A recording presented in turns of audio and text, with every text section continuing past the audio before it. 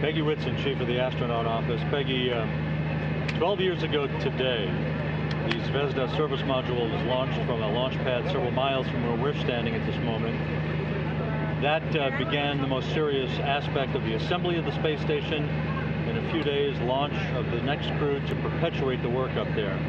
Your thoughts on how far we've come over the past 12 years from service module launch to the upcoming launch of Sunny and Aki and Yuri? Well, it's actually huge, the number of accomplishments that have occurred over that time frame.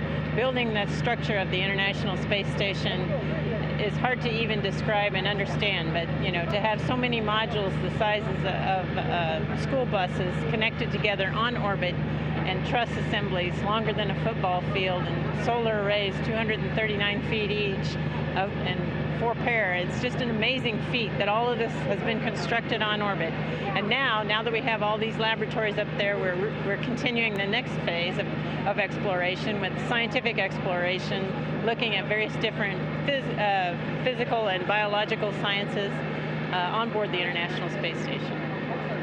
Sunny and Aki, final days before launch, how are they doing? What's their level of preparation and their level of, shall we say, ready to get on with this flight? Oh, they're absolutely ready. They're very gung-ho. This crew is a very special crew, very outgoing and gregarious crew, and I think folks on the ground will have fun watching them in addition to them having fun on orbit.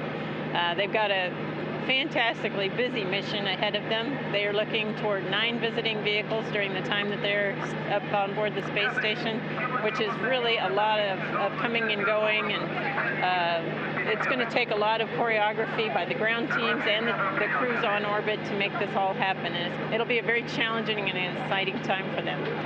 Speaking of that in a little more specificity, in a 6-week period after docking, there are 9 visiting vehicle dockings, undockings, redockings, 2 spacewalks, all in that time frame. Almost unprecedented volume of activity. How are they going to handle all that? Well, it'll require a lot of choreography to get it all handled, and I think that our teams on the ground have a plan, and I know our crews are ready to implement on orbit. And Peggy, one final question. 2 months ago, we were back here for Joe Akaba's launch. 2 months later, another Soyuz vehicle behind you ready to be hoisted vertically for launch on Sunday. An almost amazing piece of activity here in Baikonur as well. Yeah, it has been. I was here 2 weeks ago for a landing for Don Pettit and Andre Kuiper's landing. And so it's just been a lot of activity going on here in Kazakhstan, as well as all over the world in all the control centers that participate in the International Space Station. So it's an exciting time.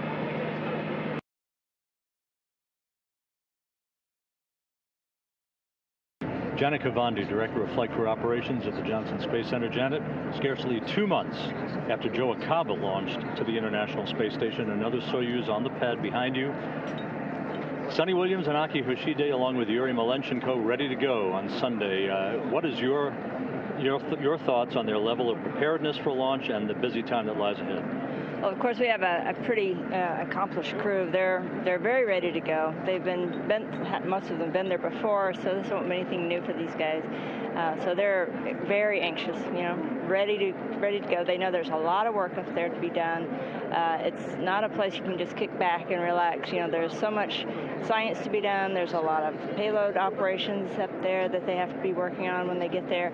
There's a lot of stuff that needs to be maintained all the time on the space station. So, they're ready for it, and they're in a good mood and ready to go. In the particular case of this crew, they hit the ground running literally at the moment of hatch opening. Right. From the time of launch until the beginning of August, 9 visiting vehicle operations, dockings, undockings, redockings, plus 2 EVAs at the end of August, all this within about a 6-week period. How can the crew bite off this much right off the bat? Well, that's why we pick such good people, right, for these things. We interview a lot of people. That we've gone through over 6,000 applications so far for the next selection. So we try to pick the best possible people we can who are very enthusiastic and energetic and really know when a big job has to be done, they're ready for it. So these guys prepare for, of course, years in advance of a launch. They know what to expect. They know they're going to have a lot to be doing, and it's just a mental mindset. You have to be prepared. Mentally, you have to know that you're going to hit the ground running. You don't have time to sit and really reflect on where you are.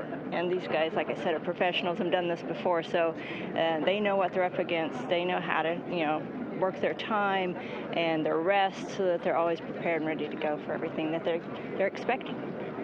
We're coming up on 12 years of permanent human occupancy of the International Space Station, from a few fledgling modules to the city in the sky that it is today. What are your thoughts? You went to the Mir Space Station, you went to the International Space Station during assembly.